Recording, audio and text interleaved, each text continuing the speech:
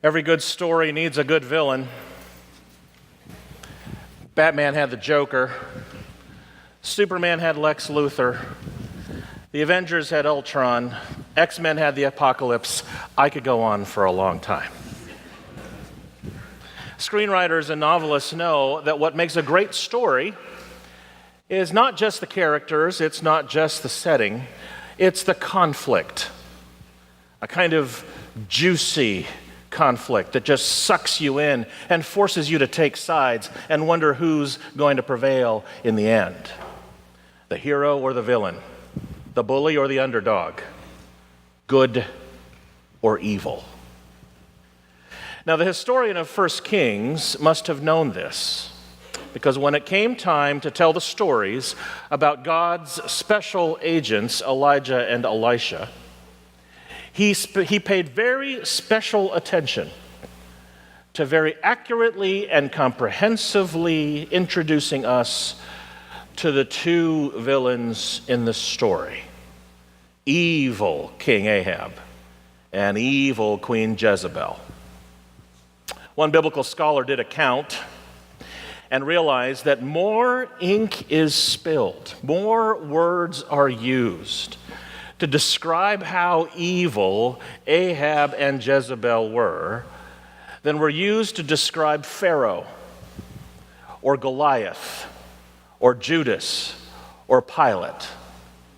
By that standard alone, we can see that in these stories of Elijah and Elisha, Ahab and Jezebel are the most wicked villains in the entire biblical narrative. It is very clear who the bad guys are.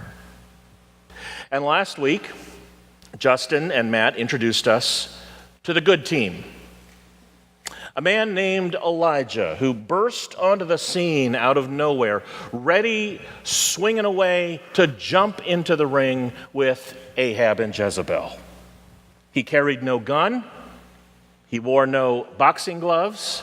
He had no fancy gadgets on a utility belt. The only weapon in his arsenal were his words. The message that God wanted him to deliver, the mission that God asked him to fulfill. This, quite simply, was the role of the biblical prophet: to talk, to speak words of truth that no one ever wanted to hear, to remind people to turn away from their wicked ways and to turn toward God, even if the people who needed to hear that message were too stubborn to hear it. The role of the prophet was simple: get people to hush up, listen up, and shape up, even though everyone was trying to tear them down. I think it's fair to say the role of prophet is absolutely the worst job in the entire Bible. That's why Jonah ran away. That's why Jeremiah wept. That's why Jesus was rejected in his hometown. Nobody wanted the role of prophet, and if we're honest, neither do we. It is not easy for you and me to speak truth to people who don't want to hear it. It's never comfortable to speak words of truth, especially when the people who need to hear it are powerful people. Telling people a truth they don't want to hear is something that we sometimes have to do, but we never want to do because we have a hard time doing it. It's a lot like this particular preacher on this video that I found about 10 days ago, who dared to say something to his congregation that some preachers really want to tell theirs.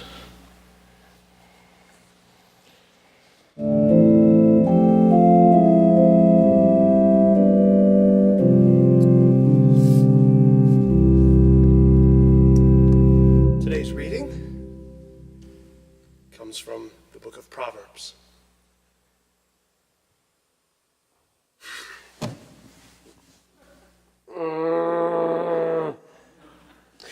If I may digress for a moment from my prepared message. I mean it when I say to you, you guys, sometimes you're bad. Don't be jerks. You're supposed to be good.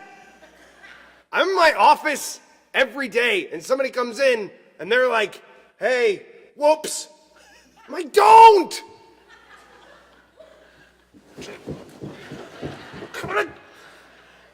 Dan, what is your deal? If anybody doesn't know, Dan is the worst. I took a vow to not say who was the worst, but it's Dan. You guys are making me look bad in front of God. What's that? Oh, look, it's Jesus. And he said, stop it! The word of the Lord.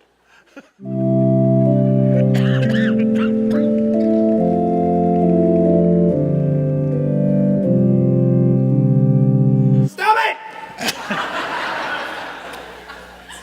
You know, you all clap for that video. It's almost like you're inviting me to be that preacher for you. Except I'm afraid that if I tried to do this, I would sprain a muscle. Well, now you know what it's like to have been Elijah, to have been a prophet. But the truth be told, there's a part of each one of us that can identify with that guy and the kind of message that we know we've had to tell to people who don't want to hear it. Like trying to tell a family member after many long years of watching them destroy themselves that you want them to address their drinking or their drug abuse. Or like being a whistleblower at your company, having the courage to point out moral or ethical failings in that organization, knowing it may cost you dearly. Or maybe like trying to tell a family member that after years of living in a dysfunctional relationship with the family, you have decided to become healthy and not play along with the dysfunction anymore, knowing it might cost you dearly. Speaking words of truth, especially to people of power, is never easy. There are Ahabs and Jezebels all throughout the world and in our lives and in our families, and they don't like hearing the truth. So even though it is the toughest job in the Bible, thank God for the prophets. Well, so there's your background. That's all you really have to know in order to get into the story from 1 Kings 18 that Isaiah read for you moments ago. The stage is set for a major battle royale between the good guy and the bad guy. This, in fact, is the very first time that Elijah and Ahab get to see each other face to face, person to person. And Elijah offered a very unique way of settling their differences and deciding who was right. Elijah came up with a proposal.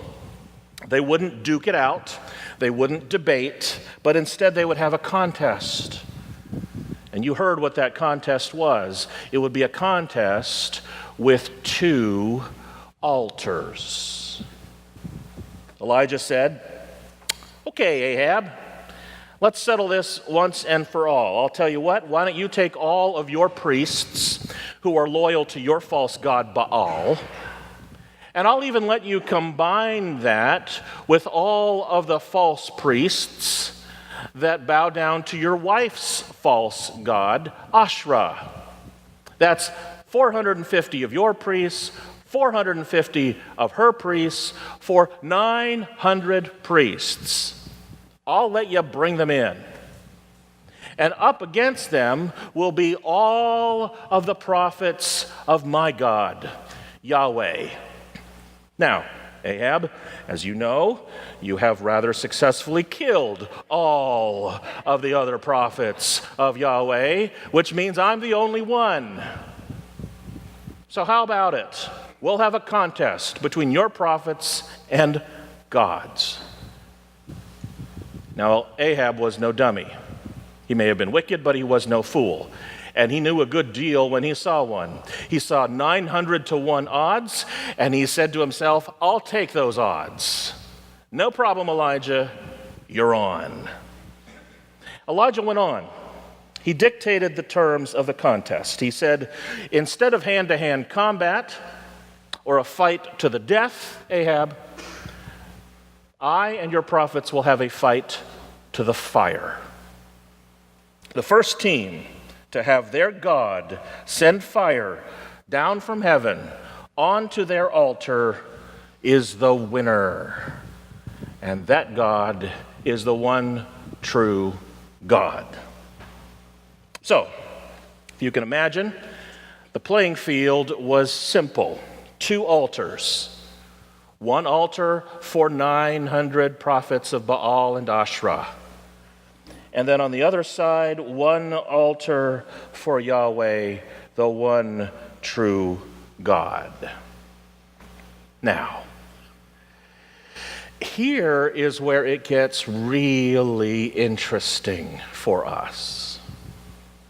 Here is where the author would almost invite us to push the pause button on the story and think for a moment about where we enter the story. Because it is entirely possible that what makes this story so important for us is that it is not, in fact, a story about us versus them. This is not about us Christians taking on the world around us. It is not about a bunch of high and mighty, holy roller, holier than thou Christians taking on all of the evil cultural and political and military forces that are out there in the world today. What if in fact the 2 altars in the story both coexist in our own souls? The youth said it better than I can 2 weeks ago on Youth Sunday. In their worship service about false idols, they said each one of us has a false god that we are worshiping, at least one. That we have erected an altar within our hearts to worship the false idols of our lives. We may not realize it. We may be reluctant to name it. We may hate to admit it, but each of us do. Because if it's true that in our DNA we are created to worship, and we are called to worship that which is bigger than ourselves, then the question really is, what are you worshiping? Who are you worshiping? It's very possible that many of us, if not most of us, have an altar that is built to the false god of achievement or social status or wealth or power or fame or climbing the ladder or looking better than other people. And we feel like if we can just prove that that God is real and make that God happy, then we have really made it. If we will just gain more and achieve more and look better than everybody else. Or is it possible that the altar that we have erected in our lives to the false god is that which is built to a top-heavy reliance on human institutions to provide a kind of salvation that only God can provide? And so our altar is built to worship political campaigns or military might or economic systems to ensure that we are going to be okay out of a belief that God is on our side. Christian theologian and ethics professor Stanley Hauerwas was at Duke Divinity School in the wake of 9/11. The very same night after the 2 towers fell, the Duke campus held a prayer service, inviting everyone from the entire community to come together in prayer. Their prayers were, as you might expect, most people prayed prayers that you and I prayed in those hours after the attack. People prayed for the victims. People prayed for wisdom for our leaders. People prayed for forgiveness for our enemies. All very good prayers, many of which I prayed myself, as I know you did too. And then Stanley Hauerwas walked down the aisle and he stepped up to the microphone and he took on the role of the prophet. And he dared, even in that setting, to speak truth to the altar in the human heart that worshiped a false god. His prayer went something like this. He said, "Forgive us, Lord, for expecting our human institutions and our economic systems and our military might and our government to provide an eternal security and salvation that only you can provide." That's really what's at the heart of this story, you know. It's about the kind of God that you and I believe in. Do we believe in a God who is there only to be a giant vending machine, to give us what we want when we go through the right motions on our own terms, on our own timeline? Or do we believe in a God who is just a cosmic butler to obey our wishes and do every one of our commands, to do what we ask when we ask for it? Well, if that's the case, then we are a lot like the 900. And they went first. Elijah, very cavalierly, won the coin toss and decided to kick off and let the 900 receive. So those 900 priests gathered the driest wood they could find. They slaughtered the animal. They put that animal on the altar in order to sacrifice it. And they prayed to Baal. And they prayed to Asherah. And they prayed and they prayed. And then they waited. And then they prayed some more. And then they waited. And then they prayed some more. And then they waited some more. Hours and hours went by, but there was no fire. And Elijah was loving every minute of it. In one of the most beautiful, choicest passages in the entire Elijah story, Elijah said to those prophets, "What's up, guys? How are you doing? You know what? Maybe your God is asleep," he said. "You know what you need? You need to wake him up. You need to scream louder. Maybe you need to dance a little bit." And so they did. They yelled even louder than they were. They danced, flailed about, maybe acted like that preacher a little bit. They even went to the resort of taking out their knives and their blades and cutting themselves and letting their blood gush out as a way of being an alarm clock for Baal and Asherah to notice them. But they couldn't get that fire started. Because you see, that's what happens when you worship a false god. We'll spend lots of time searching for the right change and the right combination of buttons, and even go so far as kicking that vending machine, but there's no response. We'll spend lots of time and lots of energy and devote lots of frenetic action to trying to get that cosmic butler to do what we want, only to realize that God is not a butler after all. By the time the 900 priests gave up, by the time Elijah stepped up, we almost know what's going to happen before it even does. We know that God was going to rain down that fire. We know that God was going to deliver. We're a little surprised that Elijah decides to rub it in, takes 5 jugs of water and pours it onto the altar, and then douses the meat, gets it soaking wet, digs a trench around the altar, fills it with water, so you've got a moat around this altar, which has basically turned into a mud pit. By the time that fire rains down from God, there's not a single drop of moisture left. that animal has turned into char, and those 900 servants are standing there blinking in disbelief.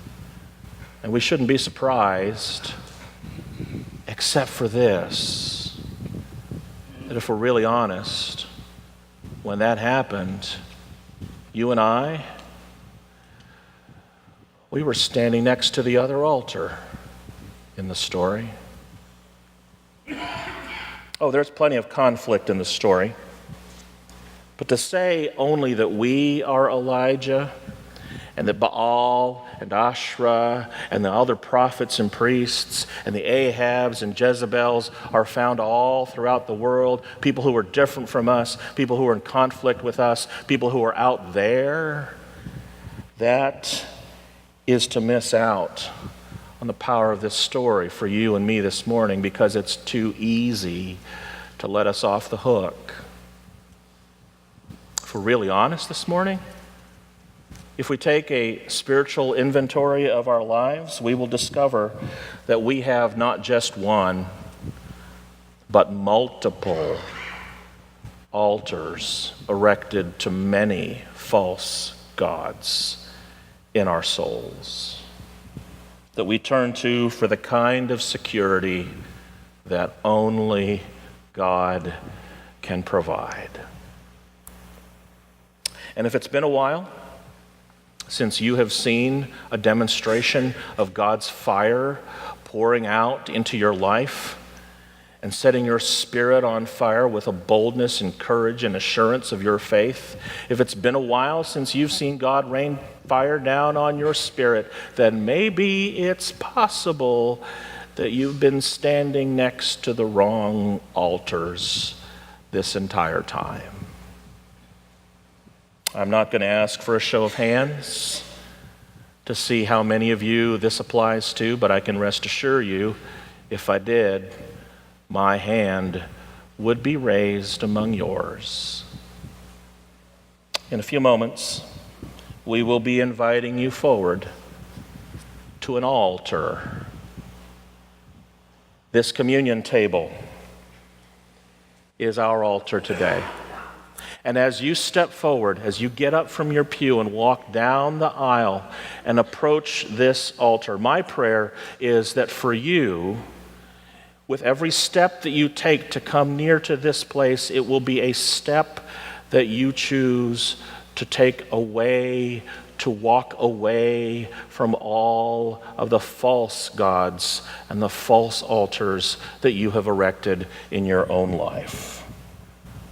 So that when you come forward and you taste the bread and you drink the cup and you come before the one true God at this altar of the communion table, you in fact will not only hear the words, but say the words that those 900 prophets said in verse 39. The Lord is the real God. The Lord is the real God.